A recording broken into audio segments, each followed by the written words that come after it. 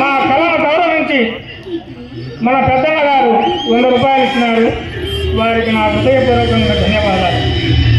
నా కళను మెచ్చి నన్ను ఆశీర్వదించి అర్జున పాత్ర గారి నాకు 100 రూపాయలు బహుమానంగా ఇచ్చారు. వారి నా కళాభివందనలు తెలియజేసుకుంటారు.